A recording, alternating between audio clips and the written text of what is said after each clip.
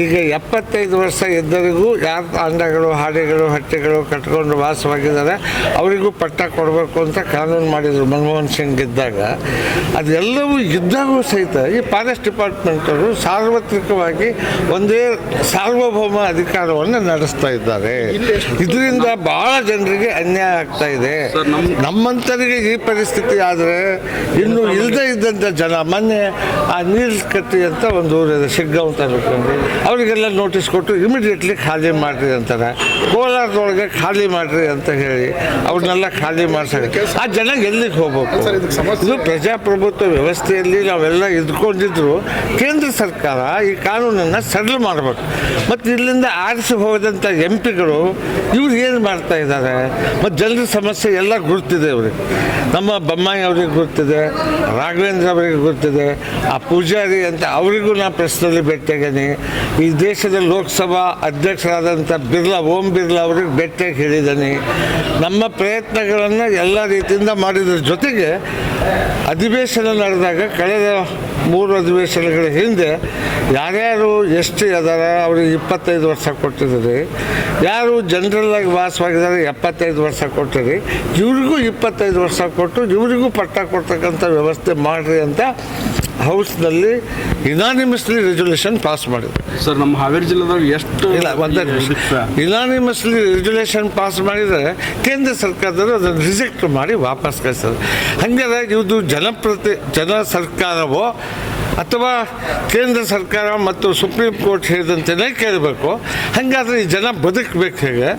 ಯಾರು ಫಾರೆಸ್ಟ್ನಲ್ಲಿ ವಾಸವಾಗಿದ್ದಾರೆ, ಯಾರು ಫಾರೆಸ್ಟ್ ಜಮೀನನ್ನು ಹೊಡ್ಕೊಂಡಿದ್ದಾರೆ, ಇವ್ರ ತಪ್ಪಿನಿಂದ ಆಗಿದೆ ಅದು. ನಮ್ಮೂರಲ್ಲಿ 1957ರಲ್ಲಿ ಸರ್ಕಾರಿ ಪಡ ಜಮೀನನ್ನು ಪಂಚಾಯಿತಿಗೆ ಟ್ರಾನ್ಸ್ಫರ್ ಮಾಡಿದರು. ಯಾರು ಮಾಡಿದ್ದಾರೆ? ಸರ್ಕಾರನ ಮಾಡಿದರು. ಆಮೇಲೆ ಇದನ್ನು ಗಿಡಗಳನ್ನು ಬೆಳೆಸಲಿಕ್ಕೆ, ನಿಮ್ಮ ದನಕರುಗಳನ್ನು ಮೇಯಿಸಲಿಕ್ಕೆ ಒಂದೇ ಸರ್ವೆ ನಂಬರ್ ಇರೋದು. ಅದು 85 ಎಕರೆ ಒಂದೇ ಸರ್ವೆ ನಂಬರ್ ಇರೋದು. ಅದು ಊರಿಗೆ ಹತ್ಕೊಂಡಿರೋದು. ಅದನ್ನು ಈಗ ಅದು ಮೀಸಲು ಫಾರೆಸ್ಟು ಅರಣ್ಯ ಅಂತ ಈಗ ಬಂದಿದೆ. ಇಷ್ಟು ವರ್ಷ ಬಿಟ್ಟುಕೊಟ್ಟು ಈಗ ಒಂದೇ ಸಲ ಬಂದು ಕೆಲವರೆಲ್ಲ ತೋಟ ಮಾಡಿದ್ದಾರೆ, ಮನೆ ಕಟ್ಕೊಂಡಿದ್ದಾರೆ, ಮಠ, ದೇವಸ್ಥಾನ, ಸ್ಮಶಾನ ಎಲ್ಲವೂ ಇದ್ದವು.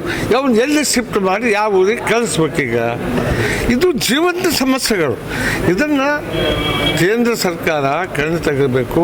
ಸುಪ್ರೀಂ ಕೋರ್ಟ್ನವರು AC ಒಳಗೆ ಕುಂತು ಆದೇಶ ಮಾಡ್ತಾರೆ. ಆದರೆ ಇಲ್ಲಿ ಜನರ ಪರಿಸ್ಥಿತಿ ಏನಿದೆ, ಅವ್ರಿಗೆ ಎಲ್ಲಿ ಕಳಿಸ್ತೀರಿ?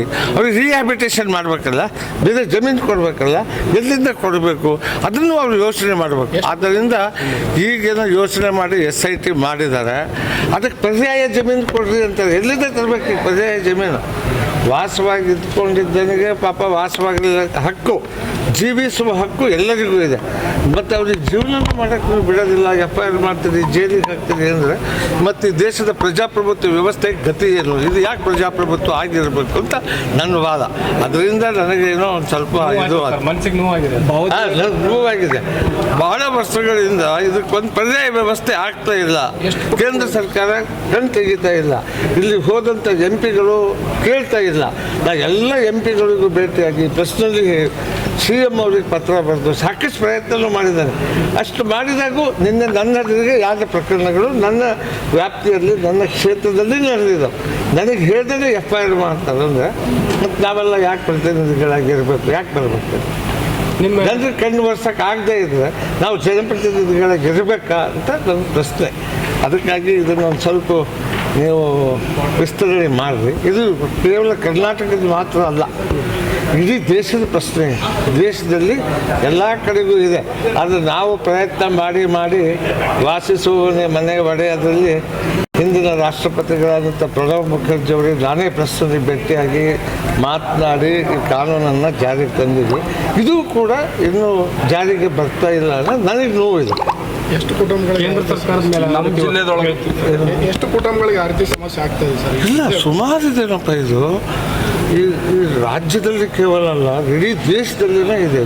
ಇದಕ್ಕೊಂದು ಪರ್ಯಾಯ ವ್ಯವಸ್ಥೆ, ಇದಕ್ಕೆ ಪ್ರಜಾಪ್ರಭುತ್ವ ಬಂದು ನಿಜವಾದ ಜನರು ಪ್ರಜೆನೇ ಆಗಿದ್ದರೆ ಮತ್ತು ಪ್ರಜಾಪ್ರಭುತ್ವಕ್ಕೆ ಏನಾದರೂ ಕಿಮ್ಮತ್ತಿದ್ದರೆ ಇದು ಜಾರಿಗೆ ಬರಬೇಕು.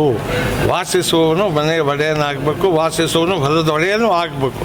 ಈ ಕಾನೂನನ್ನು ತರಬೇಕು. ಇನ್ನು ಮುಂದೆ ತರೋದು ಬೇಡ ಬೇಕಿದ್ರೆ ಇವತ್ತು ಏನೇನು ಇದೆ ಅದನ್ನು ಪರಿಸ್ಥಿತಿಗೆ ಅನುಗುಣವಾಗಿ ಮಾಡಬೇಕು ಅನ್ನೋದು ನನ್ನ ಒಂದು ವಾದ. ಇವತ್ತಿನವರೆಗೆ ಇದ್ದದ್ದನ್ನು ಬಿಡಿಸಬಾರ್ದು. ಅವರು ಜೀವಿಸುವ ಹಕ್ಕಿದೆ, ವಾಸಿಸುವ ಹಕ್ಕಿದೆ, ಅದರಿಂದ ಅವರಿಗೆ ಈ ವ್ಯವಸ್ಥೆ ಆಗಬಾರ್ದು ಅಂತ ನನ್ನ ಕೇಂದ್ರ ಸರ್ಕಾರಕ್ಕೆ ಮತ್ತು ಸುಪ್ರೀಂ ಕೋರ್ಟಿಗೆ ನನ್ನ ಈ ನಿಮ್ಮ ಮುಖಾಂತರ ನನ್ನ ಮನವಿ ಇದೆ.